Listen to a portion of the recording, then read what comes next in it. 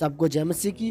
रोज की मेरी भविष्यवाणी की पुस्तक पढ़ने के लिए रेड बटन पर क्लिक करके सब्सक्राइब करें और बेल आइकन। हालेलुया, सबको जय मसीह की।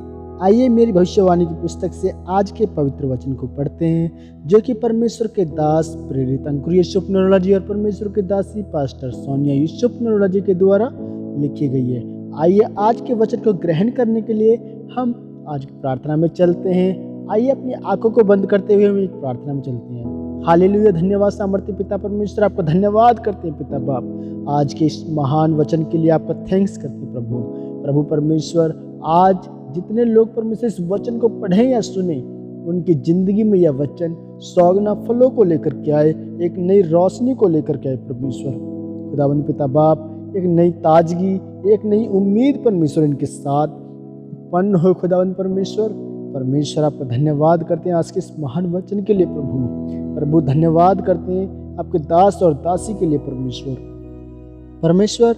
मैं ये प्रार्थना करता हूँ पिता बाप कि जितने लोग इस वचन को सुने प्रभु, उनके जीवन में इस सौगना फलों को लेकर के आए और यह आशीषित हो पिता बाप परमेश्वर। आपका धन्यवाद करते हैं आज के इस महान वचन के लिए।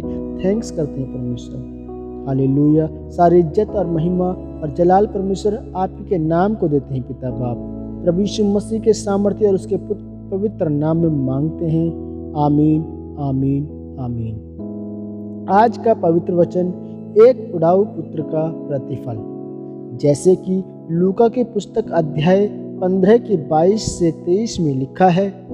परंतु पिता ने अपने दासों से कहा, झट अच्छे से अच्छा वस्त्र निकाल कर उसे पहनाओ और उसके हाथ में अंगूठी और पाँव में जूतियाँ पहनाओ और पाला हुआ बछड़ा लाकर मारो, ताकि हम खाएं और आनंद मनाएं।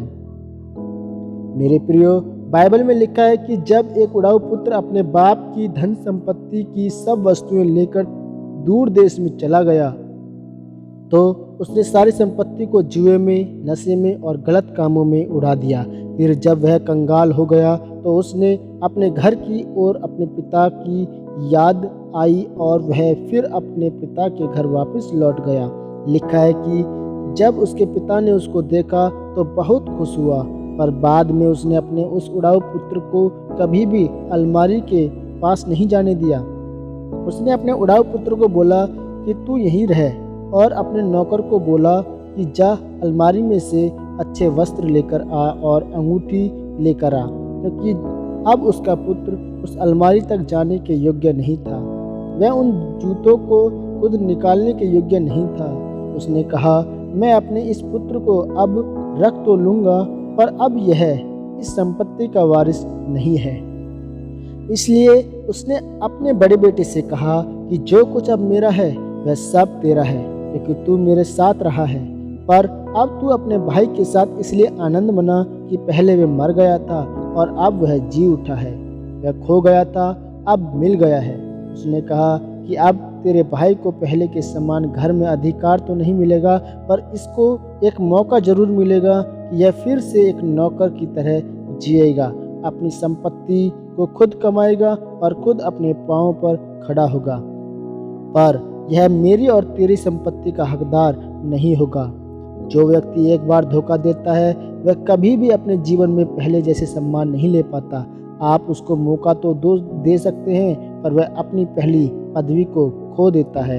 याकूब अपने 12 पुत्रों में से यूसुफ से इसलिए ज़्यादा प्यार करता था क्योंकि वह अपने पिता के प्रति वफादार था। वह अपने हर काम में वफादार था और फलदायक रहता था। इसलिए अगर आप चाहते हैं कि आप अपनी उस पदवी को न खोएं जो परमेश्वर ने आपके लिए रखी है, तो परमेश्वर के वचनों को रोज पढ़ें और परमेश्वर के वचनों पर चलें। रोज समय निकाल कर परमेश्वर के सामने प्रार्थना करें, ताकि शैतान की ताकत आपके जीवन में काम ना कर सके और आप एक उड़ाऊ पुत्र की नहीं बल्कि यूसुफ की तरह एक विश्वास योग्य और फलदायक पुत्र की मिसाल कायम कर पाएं। इस वचन के द्वारा परमेश्वर आपको आशीषित करे, आमीन। यह प्रार्थना आपके द्वारा की जाए।